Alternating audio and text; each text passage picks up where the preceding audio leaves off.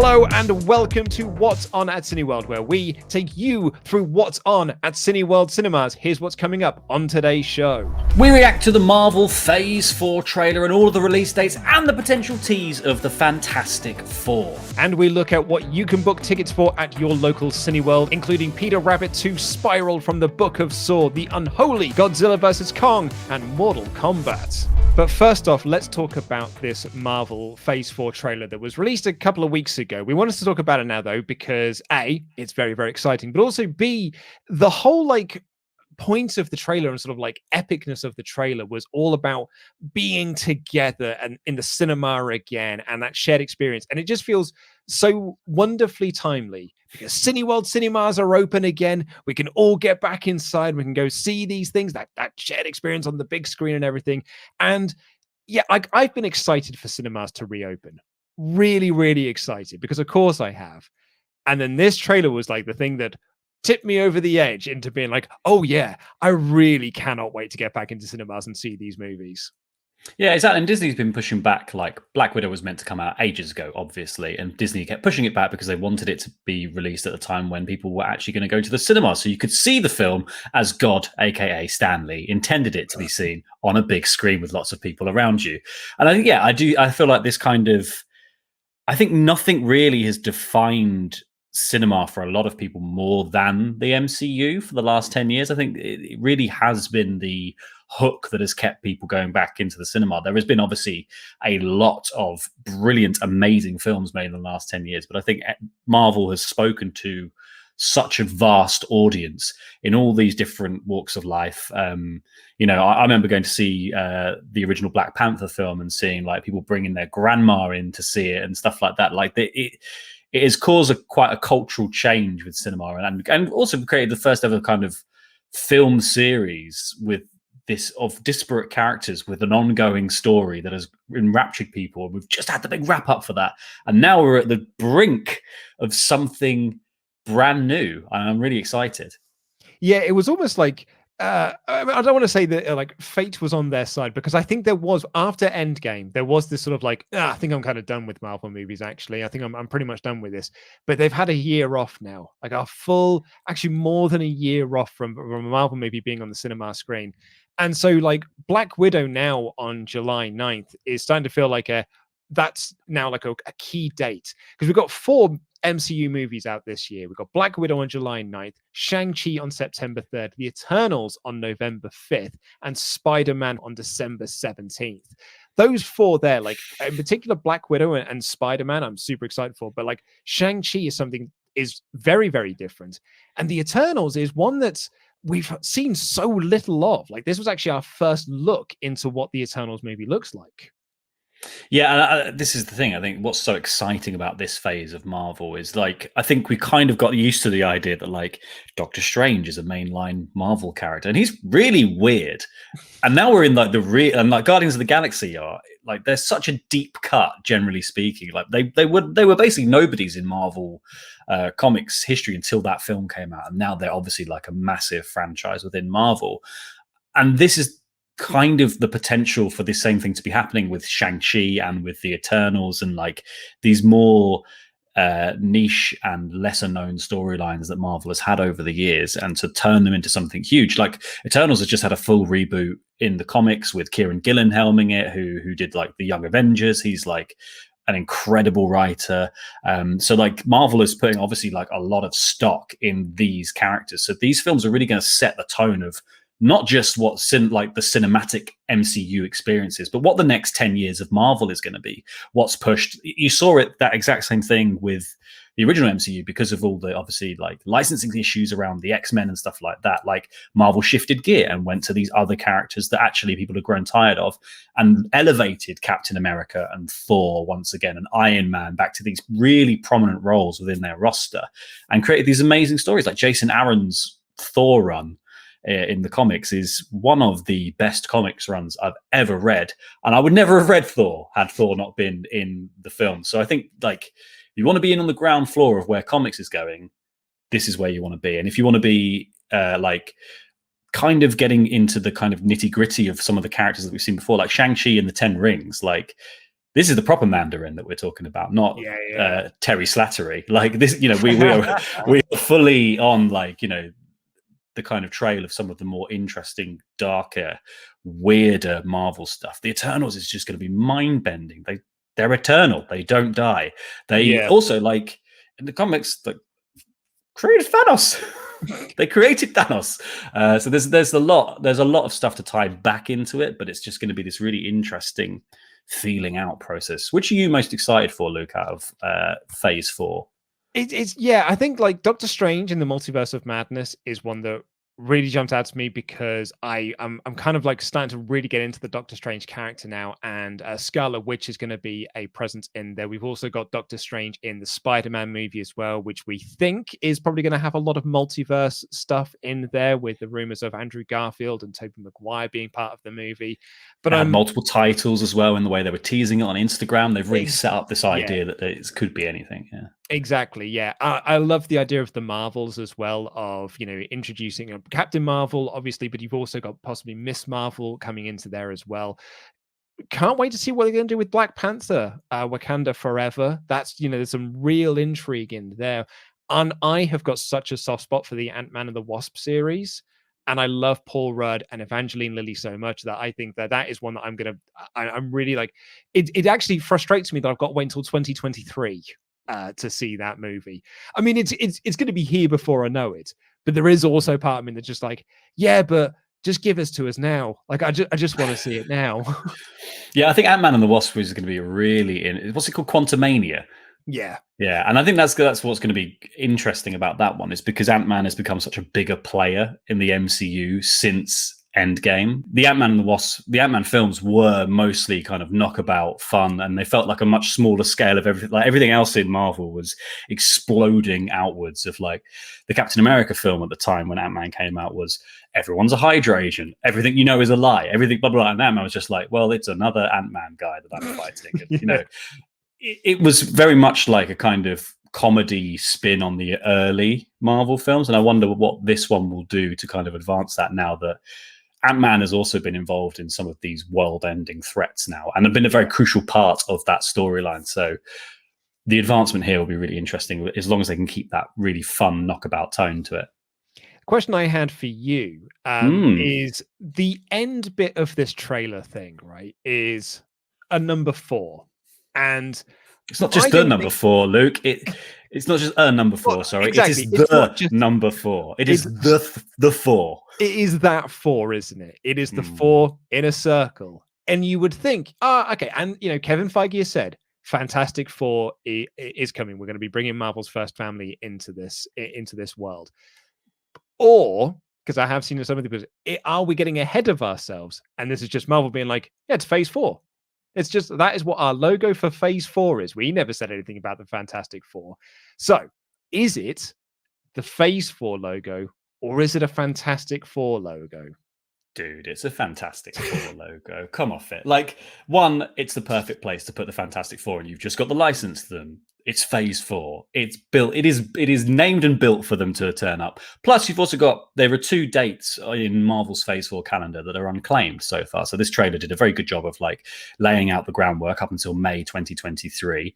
But we have July 2023 and November 2023. The only other projects that are currently on Marvel's slate are Blade, that was announced with Mahershala Ali in the title role and the writer on board. But that seems like a November prospect, because Halloween, vampires. And then you've also got, Feige talked about Deadpool 3 is coming at some point, but that's probably a much longer way off. So what are we getting in July, Luke? I feel like, and considering that 4 came up right after the Guardians of the Galaxy 3 date, we've had speculation that Doctor Doom might be one of the villains in Loki. Kang the Conqueror is the enemy in one of the, I can't remember which film. Kang the Conqueror, and he, in some timelines, he's Reed Richards' son from the future, or his descendant from the future. So depending on where you are in Marvel timelines, and if we're doing the multiverse thing, it could be any of them. I think there's a very, very strong possibility that Fantastic Four is coming. Especially like when we're getting into, you know, the Eternals, and that brings in the Celestials, and that brings in Galactus and all that kind of stuff. And who Fantastic Four have strong ties to a lot of the stuff going on in Phase 4. There was a guy called Sir Patrick who had an amazing pitch on a podcast about how to bring the Fantastic Four into the MCU, because they're Marvel's first family. So it's you want to kind of still have them have that branding, but they're coming in, 10, 12 years, 13 years, in fact, into this MCU run. So his pitch was always like they were Marvel's first family, but they went on a space expedition in the 1960s and have not been seen since. And that is why we haven't, so Fantastic Four have always been there, but they've not been part of this Earth. And then, they come back. You could almost you could either have, they've got all the world to them, or Austin Powers this situation where they sort of come back and be like, what is this world now? And the Captain America storyline, or the fish out of water, the Thor out of water kind of thing. I wouldn't mind that. Like that, I think that would be a really fun way of doing it. I just think for ease, they might just lean on the multiverse thing and just be like, well, Spider-Man can bring them through from the Sony side of things. Spider-Man can pop over there and get them, couldn't he? It is an exciting time, Laurie Blake, because cinemas are reopen. So excited. Oh man, I cannot wait to get back into those seats. I've got the day off from work on Monday, and I'm going to go do myself a little double bill at my local Cineworld. And I'm actually might even take Wednesday afternoon off as well, and go and do a little Wednesday dual screening as well, if possible. I'm working it out at the moment. See what my wife's got to say about it. But when you're looking ahead to what you can go and see, let's go through what is currently on at Cineworld Cinemas. You can book your tickets for any of them using the links in the video description down below, kicking things off with Peter Rabbit 2. Great cast for this. You got Rose Byrne, Domhnall Gleeson, David Oyelowo, James Corden, Margot Robbie, Elizabeth Debicki, Sia, Sam Neill, Haley Atwell. Like really, really big names that you like to see. Did you enjoy the first Peter Rabbit movie? Are you excited to see another one? Do you know what? I actually did enjoy the first Peter Rabbit movie. It captured the twee charm of the kind of iconic British fluffy animal characters have actually proven to be very popular at the cinema, and proven to be in particularly good films. If Paddington 2, greatest movie of all time, is anything to go by. So hopefully Peter Rabbit 2 can live up to the bear that is at the top of the charts at the moment. But yeah, I am actually excited to see Peter Rabbit 2. I think it's something that it will be really fun for the family. It's definitely something that I know my sister would absolutely adore. She loves this kind of she's very into animals being silly and reckless in human society, and humans going, "Oh no, don't do that, rabbit! You naughty little guy," which is essentially Peter Rabbit 2, but with James Corden's voice. Exactly, yeah. And the plot follows Peter Rabbit essentially discovering whether he does want to be this sort of mischievous rabbit, or whether he be's the sort of rabbit that his family wants him to be. So I think it'll be a nice little journey of discovery, and as you say, really perfect for families. Same with Maya the Bee 3, the Golden Orb. So another one of these great films that to keep the kids entertained during any bank holidays or school holidays and things like that. There's one coming up very, very shortly. So yeah, school holidays are half term is in a week, is it, or 2 weeks for exactly, yeah, certain schools? So this is the perfect time to go see Peter Rabbit or Maya and the Bee and keep the kids entertained. However, if you are into some more, for you adults out there, or you teenagers that might be watching, Spiral from the Book of Saw is available to book tickets for now. I do love the Saw series of films. They are gross. They are disgusting. They are ultraviolet. I'm quite excited as well that they're back, and it's Darren Boseman as well who did 2, 3, and 4. So it's kind of we've got James Wan returning as well in a producer's role along with Lee Wannell. Chris Rock taking a very different direction to what he usually does. You got Samuel L. Jackson in there as well. It's more police procedural going by a lot of the reviews as well. It's got a really solid audience score on Rotten Tomatoes from the people that have seen it, and all of this kind of coming together. And I've actually got some friends of mine who've seen it already and they really enjoyed it. So this is one of those ones that when I was talking about doing double bills next week, this is kind of high on my list of ones that I want to go and check out. Yeah, I think the Saw franchise like escalated to such a point that like the kills got more and more balloonish and ridiculous, and they became obviously they're the thing that people go to see. You go like you always go to see a horror film to see what kind of creative and inventive means of massacring the entire cast the directors can come up with. Um, but I think putting some of that police procedural element back in, some of the mystery back into Saw is a really, really strong shout, because that's what made that first film such a great movie and what spawned the entire franchise. Because throughout you had this whole, who is Jigsaw, what is their motivation, why do they want to do this, and every investigation the police took up put them in more and more peril. And then you obviously had a killer twist at the end of that film. Yeah. So I'm thinking hopefully this is going to try and walk those lines and kind of take us back many, many years to the very roots of the franchise. One that really intrigues me is Those That Wish Me Dead, which is Angelina Jolie. Like, we're going to see her later on this year. We were talking about the Eternals earlier. So we get to see Angelina Jolie again in this action genre. It's based on Michael Courtier's novel of the same name, who's also co-written the script. Follows a boy who witnesses the murder of his father and then goes on the run with Jolie as she basically tries to keep him away from these assassins that are trying to take him out. I've seen the trailer on TV quite a bit at the moment, and it is like, it's the sort of film that my wife in particular really, really wants to check out. Like it feels like it ticks a lot of boxes for like, that perfect Friday night movie.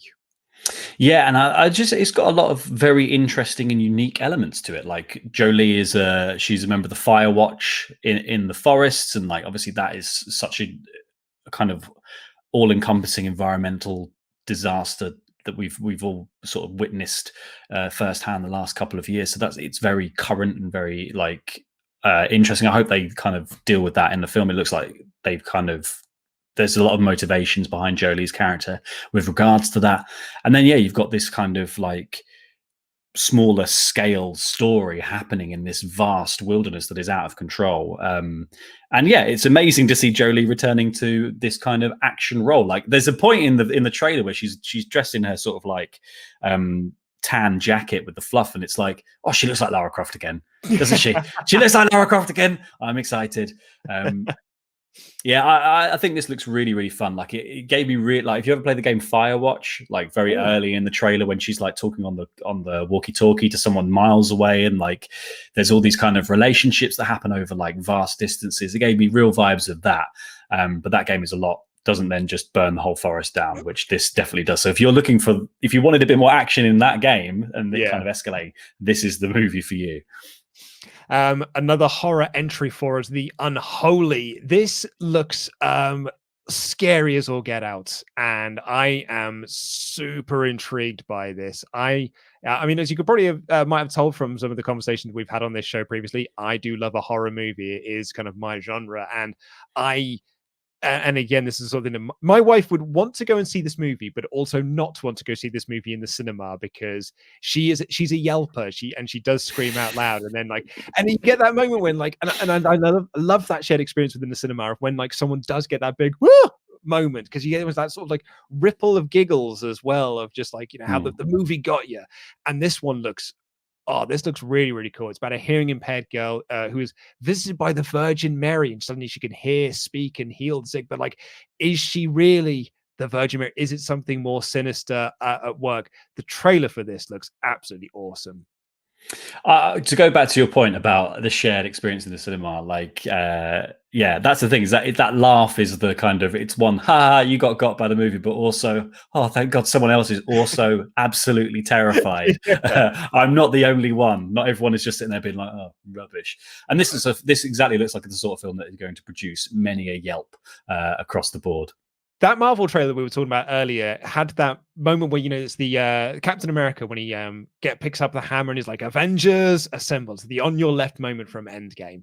I've seen Godzilla versus Kong, and there were certain moments in that movie where I was like, I wish I'd seen this on the big screen in front of a full crowd, because they would have had that same sort of roar of just yeah, that moment. There's some moments when Kong just absolutely batters Godzilla during their fights and stuff. I think the audience will absolutely go nuts for. So I am, as a huge Godzilla fan, as a huge King Kong fan, I got a massive, massive kick out of this film. Unless, unless Luke, not to put a dampener on your dreams of everyone cheering for King Kong, unless everyone's siding with Godzilla at that point. Well, very tension, and then they just boo him instead. Yeah, because I'd be all for Godzilla. It's all about lizards over monkeys every single day of the week. This is one of the ones that was like, this is made for the big screen. And you can see it in 4DX and IMAX. Like this is something that is made to be a pure cinematic experience, and you should be seeing it in the biggest, most elaborate way that you can, because it is a gigantic gorilla beating up a nuclear lizard. What more do you want? So much fun. So much fun. One I haven't actually seen it. There's a few on this list that have, there's been ways to see them previously, but I have been kind of waiting to see them up on the big screen. Mortal Kombat is one of those. I am a huge fan of the Mortal Kombat video game series. I've actually got a lot of love and affection for the 1995 original by Paul W.S. Anderson, not just because he wrote the foreword for my book, just because I think it's a really fun movie. And like, this is a movie that the complaint that everyone had about the 95 Mortal Kombat movie is that it wasn't like the violent nature of Mortal Kombat. It was more just about the actual like tournament side of things. Whereas this looks to be like, oh, you want some fatalities? Mate, here's some fatalities, and they're coming right at you. And like, I mean, you can go see this in 4DX. I don't know if I want to feel like I'm actually being punched by Sub-Zero in 4DX. Maybe I do. Maybe I want to go see this on like Does the chair get cold? Oh. Maybe I want to go see like a big, an ice pick being shoved into someone's eye on IMAX, but IMAX, if you will. I think that I may want to go see this on the biggest or like most interactive screen possible. I mean, this is obviously like Mortal Kombat is the series of excess when it comes to fighting games. It is everything turned up to past 11 until it explodes, and that is what this movie seems to be doing, is like taking that kind of ethos and turning up all the kind of violence, but then marrying it with the story of Mortal Kombat, which over the years from those initial games has evolved to be quite complex and quite engaging. The last couple of Mortal Kombat games have had fantastic story modes that have involved time travel, huge character deaths that are permanent, like people becoming gods. The Mortal Kombat universe is rich for cinematic storytelling, and hopefully this one becomes the springboard for a whole series, because this is only diving into that kind of initial tournament-esque vibe. So I'm really hopeful that Mortal Kombat's success, and like, because it looks really fun, and I just think there's so much to be plumbed in that kind of series and all the different characters. There's always there's an endless army of ninjas to kill. Like, that is the brilliance of Mortal Kombat. So like, even if Sub-Zero and Scorpion don't make it all the way through, there's someone else to step in. Noob Saibot, let's bring him in. We talked about Peter Rabbit 2 and Maya the Bee 3 as like good films to take kids to as well, like during those school breaks. Same goes for Tom and Jerry the movie and Raya and the Last Dragon. Tom and Jerry the movie in particular, and I got a lot of love for those little critters, and it's a fun cast as well that they've got for this live action Tom and Jerry movie. Of the two, which one are you picking out? I've already seen Raya and the Last Dragon. However, I would pay money to go and see it in the cinema because I absolutely adored it. It is one of the best Disney films for a long, long time. And I think it's because it takes a very different bent on the idea of like, a Disney princess is someone who sings songs and goes on an adventure. And like, I think Moana was the kind of the turning point of that, where she wasn't really like, she wasn't a princess, she was a chief, and she kind of flipped the script on what it means to be a princess in Disney. Like Frozen did a little bit of that work, but I think Moana really took it in a new direction. And then Raya just takes it completely the other way, and she's a full-on action hero in this amazing, rich, detailed world that brings in all of this kind of Pan-Asian influence and uses all these obviously people of Asian descent to portray all these characters. And it's just beautiful at moments, and really like it really gets you at the end. It really has this kind of emotional through line that carries on, and I think will just leave a lasting impression for a lot of people. It's one of my favorite Disney films that I think I've ever seen. Oh man, I mean that's kind of sold me. Like I was excited for Tom and Jerry, but yeah, I think Raya and the Last Dragon is one I really do want to go and check out. Speaking of which, like I want to catch up on these Oscar movies as well that we didn't get to see earlier this year on the big screen, like Judas and the Black Messiah, which won 6 Oscars, including Best Supporting Actor for Daniel Kaluuya. Shaka King directs with Ryan Coogler producing, and Nomadland. Again, we talk about the Eternals. Chloe Zhao winning the Best Director and Best Picture, Best Actor at the Oscars. Like these are 2 big Oscar movies, and like featuring the names that we're going to be talking about for years and years and years to come, particularly Chloe Zhao. Like Daniel Kaluuya, like is a name that is just, as soon as you put him on the poster for anything, I am there for it. And I haven't seen either of these films, but man, I can't wait to check them out. Yeah, Nomadland. It's Nomadland. Sorry, Nomadland, especially for me, is just like anything that Frances McDormand is. I love it to pieces. And it just looks so fascinating. Like it's obviously about the kind of economic crash in America and kind of people struggling, and this idea of becoming like a modern nomad, and there's genuine modern nomads in the roles around McDormand. They're her like mentors in becoming this character. And then you've got cinematography from Joshua James Richards that kind of gives this film this amazing, even though it's a work of fiction, it's almost a documentary in the way that it's shot. I don't even know how to describe it. It just, if you watch the trailer, it just has this realness to it is the only way to describe it. It looks genuine, and it looks like these are people being captured in a moment that like actually happened. Way more than any other kind of film that I've seen for a while. It's honestly flabbergasting. And you may be thinking to yourself, oh boy, that's a lot of films there. I don't really know which ones to be picking from. Well, you can actually pre-book as well because cinemas are open, so films are back. Pre-order tickets are available. Links for them are in the video description down below. Cruella is available for pre-order, along with Demon Slayer, The Conjuring, The Devil Made Me Do It. And yeah, I know, right? We've got some like banging horror movies at the moment with The Unholy, and I love the Conjuring series. And the idea of The Devil Made Me Do It, just seeing those characters again, I am so in for another one of these. Yeah, I love the trailer for it. I think it looks really, really fun. It's always had really inventive kind of takes on horror.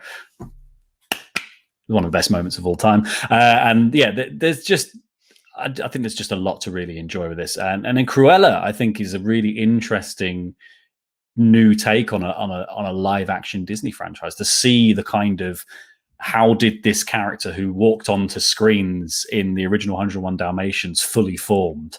How did she get there? And to have Emma Stone in that role, I just feel is inspired. It looks wonderfully just, I want to say, I want to swear, but it just looks bat S word is how it looks to me. It looks brilliant, and like there's going to be this kind of like fun, almost Mean Girls-y vibe running through it of getting revenge on the people around you. Really interesting stuff. Yeah, I've been playing as Cruella a lot when playing Disney Villainous, the board game. So, like, I feel like I'm in a bit of a Cruella de Vil mode at the moment. So, I'm fully in for this. And Demon Slayer is an interesting one because we've been having a lot of messages from people asking, like, "Oh, have you seen Demon Slayer yet?" And I've always had to keep answering no. And I'm really excited that this is on at a Cineworld Cinema, because it's not usually the sort of film that you see in like a mainstream or getting a mainstream release. So I'm really glad. I'm super like really looking forward to seeing this on the screen. So this is one that I really want to check out.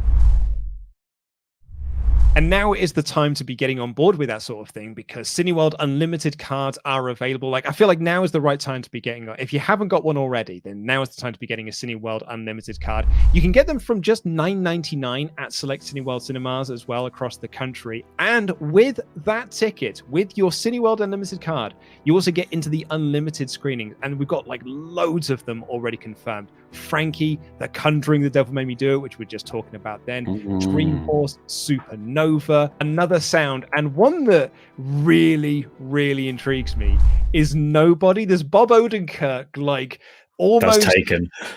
Yeah, like John Wick Taken style comedy action movie. This film looks absolutely bonkers.